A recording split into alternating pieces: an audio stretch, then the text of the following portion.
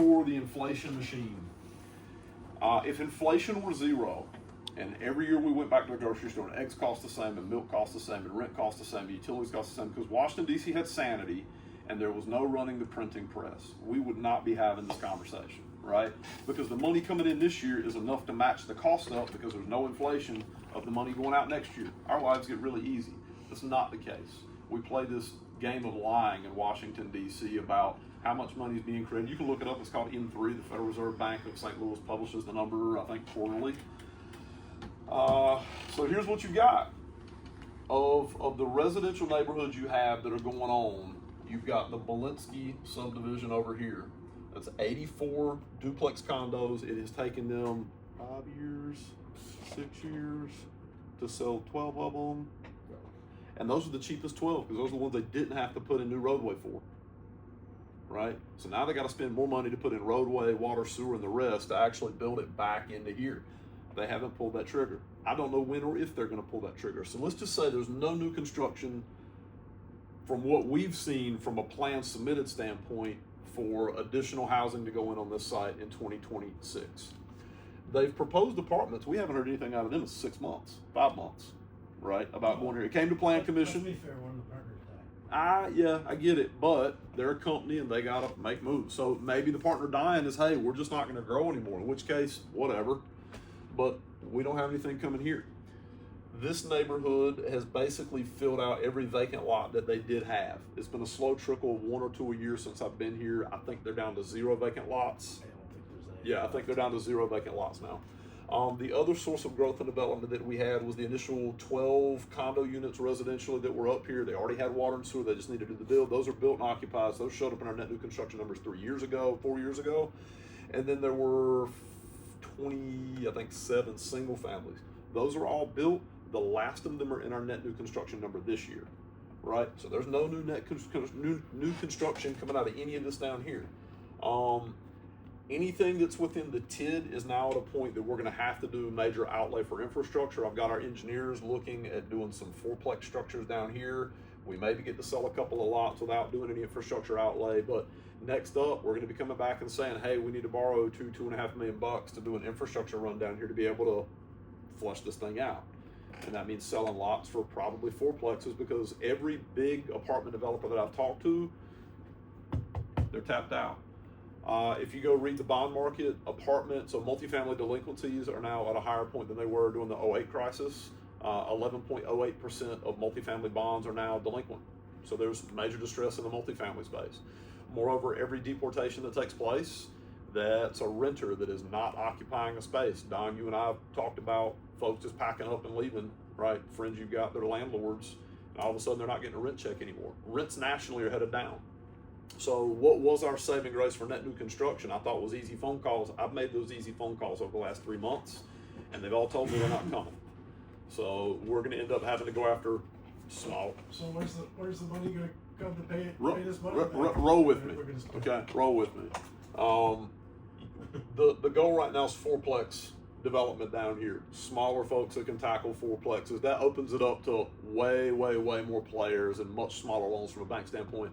A fourplex is the largest building you can build and still have it conform for an FHA single family home loan. It's a lot easier loan to underwrite. Nobody's building fourplex lots. I think there'll be a hit because now guys like Tim Vandevelde can invest in a fourplex, right? Smaller investors. You've got one lot here. We have a meeting on 10 o'clock on Tuesday or Wednesday tomorrow. Okay, to talk about finalization of this one. Great, that was our last vacant lot over there. These are under construction. They'll be completed and on our new construction numbers for 2027. They'll get completed this year. We'll show up on our books in 27. We've got an offer on a lot here in the middle. That's the last of those. That leaves us with 2 half-acre lots to sell and get something on. Great, we're going to get $1 million in value. Woo! I mean, I'm not saying we don't need it. I'm just saying it doesn't move the needle. Move the needle to 70 million. What you're talking about? Okay, it don't move the needle on the 70 million for sure. What did I say earlier about loading the expensive on the TID? It's not the new construction that's going to get us there. It's going to be the inflation. Because I'm willing to bet every dollar I got in my wallet right now that Washington, D.C. is going to print money instead of being responsible. Anybody else want to take that bet? Because I'll collect all your money now, right? Washington, D.C. is going to print money. Newman Homes has got let's call it 60 left, single family up there. Every bit of money we're going to get out of them for the next 16 years is going to pay for their infrastructure. We get a 10% kicker, which contributes towards the 70 million. I didn't factor this into that because it's such a weird dynamic. Yeah. Such a big number. Yeah, it's such a big number, right? The 60 multifamilies will go on our net new construction this year within the TID, and the rest of these singles will trickle in. When I talked to Newman thinks this is a 3-year build out. So within the next 3 years, our single biggest neighborhood is occupied. These are out of the game. Don't know where this one is. We've got one 12-acre site down here. There's literally nowhere else for us to go. We've talked to every property owner around the village that had a greenfield site to develop. We have no willing sellers.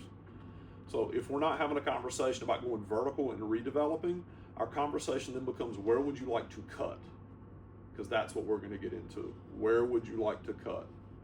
Are we going to cut the library? Are we going to cut fire and EMS? Are we going to cut DPW? Are we going to cut admin? When I talk about doing a kiosk, it's because I'm looking 3 years out at this. This is what's in my head. And we're going to need to eliminate a position within admin and tell our customers, really sorry, we don't offer counter service anymore. There's a kiosk outside. Drop your money off in there, because you're not going to have the funds to manage all of it. Just have to mail it in. And when they mail it in, we can process it behind the fact. That's a true statement. But that's workload that a human has to input versus if it's automated in a kiosk. You're talking $50,000 for kiosk. We're talking I thought it was 100. 25. It's 25 out of water, 25 out of Oh. sewer. Yeah. Okay. So it's 25 and 25 is 50 grand. it's 130,000 a year to have a position with benefits. Right. It's a $50,000 outlay on a one-time shot for a piece of equipment the last 20 years. How did, now we're on that subject. How does this kiosk take money? Yeah. How does this kiosk take cash that comes with it? There's a gazillion different types. And how does this kiosk print Yeah. out which account that how is this kiosk gonna save time?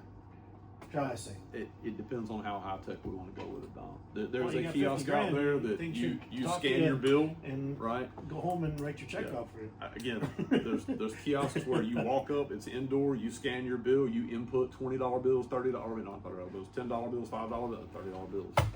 And why not? And it takes it all right there and then spits your change back out. There's kiosks that are a lot more simple that you just load in and insert your envelope. Somebody has to pick it up and input it. So right now, can't people pay with a credit card online? They do. And there's a lot of people who do that. They do. You're gonna have to pick and choose what you want to get rid of.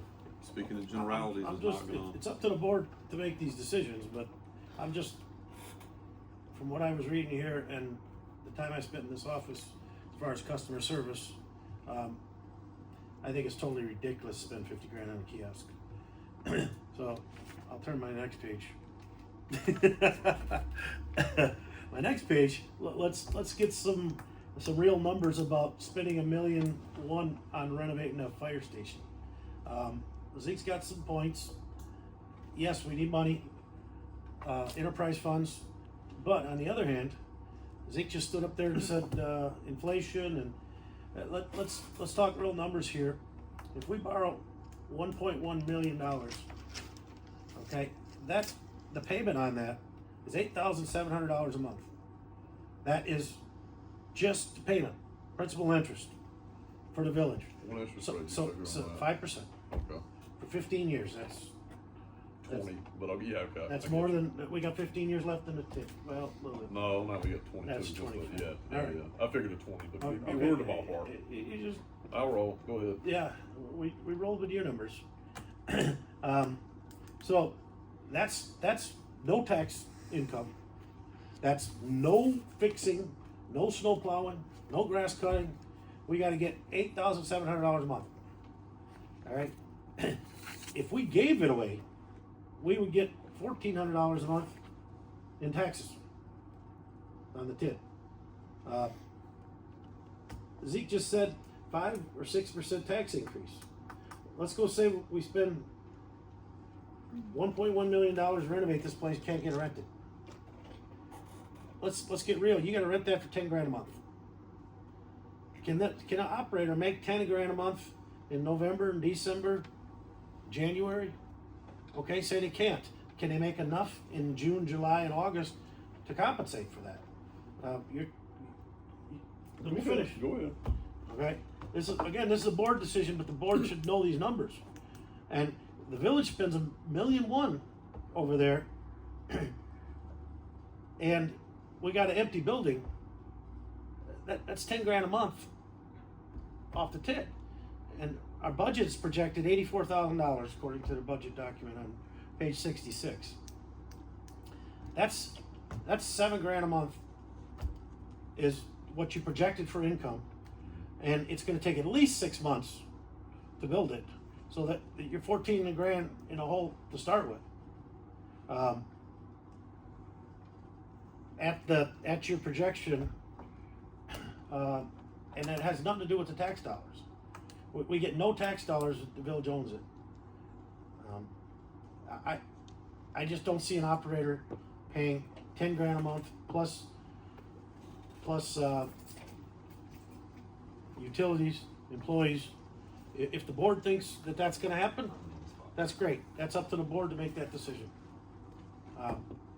And Zeke's going to come up there and tell you that Panera Bread does this and that, but we've had no luck with Panera Bread or any of those things coming into this community. I'll just give you the numbers. It's up to the board to make this decision. It's still for sale, right? The village owns it. Okay, but you still want to sell it, right? No? I don't know, you gotta ask the board. Okay. But I think it should be tried again before we stick $1.1 million into something. Let's just, since we brought this up, let's discuss it. What should we sell it for? 400,000 it didn't sell, 300,000 it didn't sell. Give it away. Give it away. $1 it didn't develop. $1 it didn't develop. I agree with that. And we talked about this earlier. We did get money. There was money that was recouped for the village taxpayer. Because he failed on you. Yeah, Correct. We got So- $300,000. Yeah. Kudos to the board and Zeke for getting that deal done where there was money recouped to the tune of 300,000 or 299,000, I believe. So that is good. I guess I'd like you to chirp it. How long have we been having our, what's the word, the jewel? Yeah. Would you call that a jewel? It would have been if the first investors built their restaurant. And why didn't they? Because you guys pulled the plug on them. Okay. Okay. So just saying, we have what would you say again? I've only been here since 2020, so we've had a decade of trying to make the jewel. Is that close? Close. 8 years? 8. Okay. I don't know. Again, like the roads Well- and the burial, I don't know what's best. Sell it for 400,000? Sell it for $1? What do we want down there? Do we want a restaurant? Do we want something the community to use, or do we want We all want a restaurant. Amazon storage down there? Their Yeah. trucks. They want their trucks to park there. Well, that's what's been. That has been what's That's been what they told. want. At 300,000 or 400,000, that's Different what people people want. that have called. And So what people this is So what do we? the definition of blight, okay? So what happens in your downtowns throughout America is the building becomes valued not because of the destination, not because of the view, not because of the cooperation of different traffic flows that happen, which is a conversation we were having with Kathy earlier today. Correct. Right? Synergy that happens because you have a downtown, it's a roof that's dry. That's what it becomes valued for. So the companies that we have had call to say, hey, I understand that building's for sale, I'd like to buy it. It's been trucking companies because it's got a high garage door that can literally park their truck in it right on the river. So let's talk about finance for a minute. And Don and I are going to And can I say one more? I'm going to say one more thing about that. If that's the way we want to go as a village, then let's go that way. You shouldn't have ever invested in your downtown or your park. I mean, I'm just saying, that's not what I don't think you or the other trustees has really had envisioned in I don't 2018. even think that's a conversation. Okay. But I'm just saying, Don, I'm not trying to. It goes to the point of the building is off the village and it's somebody's paying taxes though, right? I mean, It was off the village you took it back. I don't know the situation. I'm just saying that answers the tax part. Somebody's paying taxes. Who cares what it is if that's the? Well, there's a big care because it's got to be valued at. If you're going to give it away, we would do the same things we did before, minimum assessed value. No one in 8 years of working on this, to the point about trying to sell it off or use it in some other way. I've had every conversation that there is to be had. This is the challenge. Restaurateurs, number one, have a big cash business, and most of the small mom and pop restaurateurs, if they have to take their books to the bank, the bank looks at their book and goes, I can't give you a loan on this because the numbers on the book, generally speaking, are not the numbers that are in reality. And the bank can only give loans based on reality. Based on what's on the book. So we'll talk about Spanky's as an example. When Don says, hey, this is a lot of money, I agree, it is a lot of money, but I'm basing that relative to my view as a renter of an individual residential property. When I look at it as a business owner or a real estate professional, I take a completely different view on it. Spanky's project was initial budget of 1.8 million. I know at least that much of it went into it. I think it landed at 2.2, but I don't want to write that number up there because this one I'm at least confident was the minimum amount that went into it. That business is up and running and cash flowing. His number on a mortgage is higher than the number Don gave you to make the project over here work. Why? Because this is only 1.1 million in capital outlay. He had to get an SBA 504 at 25 years at prevailing rates at the time, which is somewhere in the ballpark of 8%. And existing business, existing cash flow. Right. He had the numbers on the books to be able to go and do it, and he had investors that could step up. So the times that we've had this maybe go and stay private off our books, the folks that came to the table, the one that got the closest could not get a bank loan, right? So he, on paper, is worth a couple $1 million, but he's heavy asset in real estate, heavy in debt on real estate. He's got good cash flow. We could get into banks' balance sheets right now where they're at. I'm going to do it as a basic graph. If you look at where banks' balance sheets are in terms of being underwater on bond holdings, this is like a 20-year view. Here we are right now. Right, like there is a major divergence on the graph. If you go look this up on Google, bank balance sheet holdings, right? They all bought bonds in 2020, 2021, 2022, 2023, 7, 8 year out to 30 year at 2% or less. And now the interest rates have moved up. That means the face value on the bond is, or the sale market value on the bond is down if you have to market, which means that banks would rather buy a bond than loan money out. It's why we haven't seen a big explosion in the marketplace. It's also why we're not seeing banks be hyper competitive about interest rates. They don't have to be. So we're not seeing risky things happen from a loan standpoint like we have in years past. This is just what's going on in banking world. TID4. I'm going from memory. We've got 22 years left. Don brought up tax payments and not receiving tax payments at best least. We have a solution for that. It's called a pilot payment. So it's a payment in lieu of taxes. It doesn't matter if you charge them extra rent or pilot, same thing. Right, same thing. So here's my challenge, right? If we sell it and it goes off our ownership and now is subject to the TID, they're responsible for the capital outlay. In theory, we haven't found anybody in 8 years. If we hang it up on the market for $1, I'm gonna get a gazillion phone calls from trucking companies who wanna go in there. And then I'm gonna get people that don't have cash but have a lot of dreams, and I'm gonna get encouraged to go spend time on a project that is never going to materialize. I've done this before. So if we leave it on the village's books, it's no longer a 22-year TID.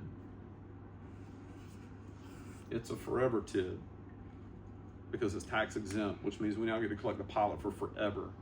And the pilot value of that project at $1 million is, let's call it $16,000 a year.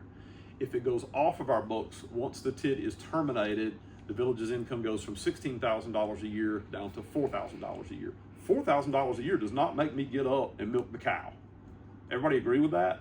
So we're gonna sell an asset for $1 that we could pump 1.1 million into, get $84,000 in lease revenue off of it, and then continue that lease at an $84,000 rate plus a pilot. Am I making sense? Oh, I understand the numbers. But It's the biggest risk. Question mark, It's risk. The biggest question mark is, are you gonna be able to get somebody in Yeah, there? it's risk. We haven't been able to get somebody in there for nothing. No, we haven't been able to get a real estate investor to then be the middleman between the restaurateur who can run a restaurant. Okay, I'm not gonna go back and forth with you. Yeah. We've had restaurant people, we've had Let me, people look at it. We've had can I'm gonna put a button on this one if we can, I'm right? just giving you numbers. The board's gotta make the decision. Absolutely. And they gotta live with it. Don, would you be comfortable if we put that property up for sale while we work on an architecture plan for it? We will put it out in the bid for every restaurateur on the planet that actually can put $400,000 in cash on a 1-year walkaway, same deal we gave Henry. And if in 6 months they can come to the table and say, I will put $400,000 of my cash up, and as long as I complete the building within 1 year of the signature date, I get my 400 grand back. Not a way we're not hanging out in the wind again. I'm good with that deal. I don't think that person's out So there. am I, and I don't think that. I don't think the that person's out there. shows That's up. why I'm just bypassing. But I'm totally good with putting it out there that way and saying, hey, look, you got $400K to plunk down. And I'm just saying it's worth a shot before we go. I'm not opposed to that one. I just We haven't even tried again after we Mobcraft quit. I would like for the finance committee to discuss at a separate meeting very distinct terms under which we would want to advertise it. We've had parties in the past who were not willing to share their financials, wanted to take possession of the building on hopes and dreams and promises, right? But would not commit finances up front. The reason we ended up going with Mobcraft was because he put $300,000 in cash in escrow with Todd Terry. And when that deal went south, we got the $300K. So if you're gonna do a deal for $1, it sounds good until the deal goes sideways. And you've gotta have a party that has that cash available to go get it done. You don't do anything without guarantees. We don't ever do anything. Well, we've learned personal guarantees aren't worth the paper they're written on. We didn't get a dime of the personal guarantee from Henry. We didn't get a dime of the personal guarantee from Andrew. You either gotta have real estate you can attach a first position mortgage on, agreed? Sure. Can't take a second position, gotta have a first position, or gotta have cash. Well, I'm glad the conversation came up because I guess at some point you keep doing the same thing and the results are the same. What is that classified as that? Insanity. Okay. Insanity, yeah. Not saying that would happen again. Don, a lot of valid points. I think this is a good middle spot. Put it up and see what happens. I'm not saying I got an answer. I'm saying we need to look at. I agree. We don't want to go in 3 years and say, oh, I wish we would have given it a shot. Now we're stuck with another $10,000 a month and we got a vacant building over there. That would be even worse. So what? That'd be even worse. Just a hypothetical that nobody probably has an answer to. So let's say the village puts $1.1 million into this property. Okay. Cannot find somebody to lease that. Could it go up for sale? Sure could. Okay. Do you think the individual out there has a group of investors that he could get together and say, oh, now we didn't have to do it all. It's done. Yep. But now we can put all our money together because they took care of it. We'll buy it for $1.3 So million. let's talk about why that matters, and it has to do with Dodd-Frank. Okay, so this has to do with federal legislation and banking and how banks can lend money. So to Adam's point, a restaurateur that has a balance sheet and says, hey, I want to do a $1.1 million loan on a construction loan. By the way, I've never done construction before. A bank looks at that and goes, this is really high risk. It is a really high fail rate. Thank you, but no thank you. Tapping out. On the other hand, it's, hey, this is a completed building and it's a known quantity. It's a lower risk for the bank because now we've got a known strike price with no unknowns in construction. A bank getting into a project just like they did with Spanky's at one point, and ooh, we didn't budget for this and ooh, we didn't budget for that, and where's the money going to come from? When you have a known strike price because it's a completed project, you can get a loan on that. I would hate to sell it off after we build. Sure. Oh, I'm just saying, but that's an option to make sure that Yeah. everybody. Yeah, there's that. That's an option to make sure that taxpayers made whole after the fact. Yep. And not concerned. That could also, if you couldn't find somebody, there's other options in life, right? That could be a winter food truck location. It'd be a whole It lot could be a different. summer farmer's I market. think There's something. the question at hand isn't can we rent it or not. The question is what's the market strike price. So here's what we're offering: a fully completed building built to white box standards for X strike price, which is our debt coverage amount. Okay, great. If we get a taker at that with a full B alcohol license, then fantastic, we're in the chips. I've already got one party that owns a restaurant up the road who said I would love to do that deal. I know there are other restaurateurs that would love to do that deal. To that point, I think that's really something maybe That would we be have great. to look into. Is that we should be looking at some of our local places that would like to expand. Could be. I believe there's one up potentially by Pro Health and the new Lens Orthodontics. They'd like to get into a bigger building. That sounds like a great option. Have it do the build out Probably. for somebody. Well, Do the Because build what if out you do for it wrong? somebody. What if you do it to not their specs and not what Yeah. they need? They're gonna Then you walk get a away. loan. You just take everything to a certain point of build, and they have to take it right the That's rest a of lot the of way. money for a certain point. It sure is, but this is how it's done everywhere, right? Every Okay. commercial build that's a spec build out and to be leased, they don't bring in every tenant up front and then go, okay, we're going to build this specific to your needs. There's a certain genericness that goes into it that's, hey, we're going to put in this size of the hood, right? So I just want to say, I know everybody, it probably sounds like I'm just this guy that wants to spend everybody's money. And that's not at all what I want to do. Because I'm well aware of if I don't believe in it, but if people believe in a legacy, I don't want to be the president that leaves Waterford on the hook for $10 million and all of this debt because we took on projects that never became anything. But this comes back to the full question of what community do we want to be? Do we want to bury power lines or do we not? Do we want to have Amazon trucks parked here in storage or yoga that's open one day a week with tires and a oil change place? I mean, what are we envisioning our community to be? That's all I'm asking is the conversation to be had. One more thing, Adam. When I took the interview here to consider the job, I made a statement to the board members that I interviewed with. So you Don and Andy may remember, and that's that nobody is going to love your community more than you love your community. The heart of the conversation we just had is an outsider going to come in and love Waterford more than its elected and appointed leaders love Waterford? That really is it in a nutshell. And if the leadership around the table goes, we don't love Waterford enough and we see Waterford as too high of a risk for this investment amount, why in the hell would a private investor come in and take on more risk than what we are willing to bear? That's it in a nutshell. And I think everybody in this room would agree, and if you don't, you can say you don't or say different. We all are trying to make the best decisions to make it better, to fix roads that, when's the last time that road's been touched? 1967? 72. Okay, Johnson was president. That's 53 years ago, if my math's correct quickly. I mean, that we've not done a lot of things, and that's not a knock on the past of anything, it's just the facts. Again, how long do we let this sit? I have no problem if the community or the elected officials or these committee members say, put it up for sale. Let anybody buy it, because if that's the case, get it off the books, get it sold, let somebody do whatever they want there. I am good with all of it. It just, I feel like we're turning our wheels and nothing's changing in some of these similar problems. So to that point, it's like at some point, we maybe should try something different. I don't know. To the 10-year plan, one of the things that was brought up when we were making that plan is we have to be committed to it. So there's always that aspect. Mm-hmm. And I don't see us building a bridge to an oil change facility. Correct. You're absolutely correct. So our vision was to make, it was first set a destination, but it's really a destination for our residents. So they stay in town. Look what 10 Club Park has done. I agree. So the plan was to make that the jewel with they have the music, then they go across and enjoy. They could have a rooftop bar or whatever, and then you could walk over here and then you go back. It was supposed to be a loop. Mm-hmm. And I still believe in that vision. So what do you want to do, Andy? Well, we have no money. $1 million, or take the chance, or don't you? That's I think we need. Go ahead. Sorry to No, you're interrupt. fine. Go ahead. I think we need to talk to our local businesses first and give them an option. If we were to help you expand, are you ready for that? I mean, Spanky's is a little bit of a different story because of their whole music thing. You know, going from one residential to another residential was not, everything worked out the way it was supposed to for him.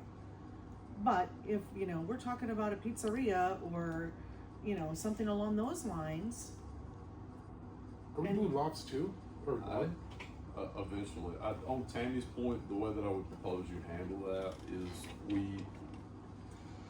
I don't think what Don said, if we can couch it in the way that I was talking about, is necessarily a bad thing. You put it up for sale, but you very clearly advertise it as restaurant space. Village has available full alcohol license, must invest a minimum of $1 million in capital outlay. Those are terms of sale, and we put right into the advertisement must deposit $400,000 in cash with the village attorney for security on that sale. Yeah, my guess really is we get zero takers. Right, it just how long it took me, Adam, and Pat to put together the deal we did with Mobcraft was every bit of 6 months plus of negotiation, and then after we got done, another 6 months back and forth with the board. It was a year of structuring that deal with a development agreement and a cash security. And I think while we had that out and we're advertising, we pulled the trigger on the engineering and the architecture to design a project that allows us to move it ahead when we get to that point. I think that we're with declining interest rates now at the Fed and lumber futures being down dramatically to what they were in 2019. Within the next 12 months, we're going to be in a much better position to bid a project anyway. So we're always looking a year, 18 months, 24 months out. If we get somebody that comes along in the meantime and we can say, hey, great, we got a set of plans, you got $400K in cash that you'd like to turn over to us as a whole, we don't lose any time in this, and we stand to do nothing but gain. I do think long term it's a giant loss for you, but if our concern is risk mitigation, there's some value to that. The loss is an $84,000 a year plus increase income stream plus pilot of $16,000 a year. My math says that's $100,000 a year of income that you desperately need to balance your budget, manage everything else that you have. If you sell it, that $100,000 income stream becomes a $1 cash flow in year number 1 and a $4,000 cash flow every year after year number 22. So I think holding it makes a lot of sense, but you have no risk if it's a transferred asset. I hope I just nailed that point. I don't know if I could have nailed it any better. So put it up. Restaurant only, not interested in entertaining offers for anything else. Must be full bar. Everybody good with that?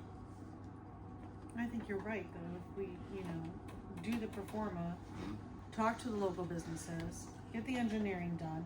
We also have the history of everything we've learned in the last, 7 years? Oh yeah. A So lot. we're ahead of the game now, is my point. Yes, ma'am. To your point, I would recommend that we advertise it for lease after the for sale period is over. We can do them both concurrently, and then we give a preference to local businesses. And just write that in directly in the advertisement. The reason I bring up going to local businesses, I've always found that inside sales is a better position to be in than outside sales. Like if we're going to them and asking them for something, there's the expectation that we're going to do more for them than what would be done in the open marketplace.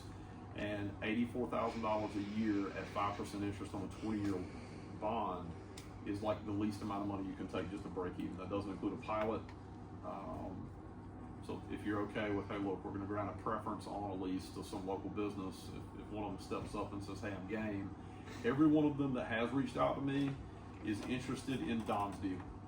I will take the building for $1. I'm not interested in pledging any security. Golly gee, I'll work it out. Please trust me. Wait, I shouldn't You know say that. exactly what I'm talking about. No. Can you guess what I'm talking about? Don't say it out loud. Yeah, I won't, but we don't, we've never done a deal without Right, I know. guarantees. We never will. But that's the deal that those folks No, are like. there's not a free ride. You gotta be willing to invest the money Right. and make it a restaurant. That's not Don's deal. Sure. Don's sure. never made a deal like Yeah, that. fair enough. Fair enough. Okay, I kind of looking back at the business of the night, I feel like we really kind of bounce back and forth between 1 and 2. So this is one item Okay. on the TID 4 line item. Okay, well, so that's what I'm saying. I want to go back to number 1 and make sure that we've discussed and addressed everything that we want to on that at this moment. I don't A remember. lot, the review of everything, the presentation by Zeke of where everything stood, currently, past,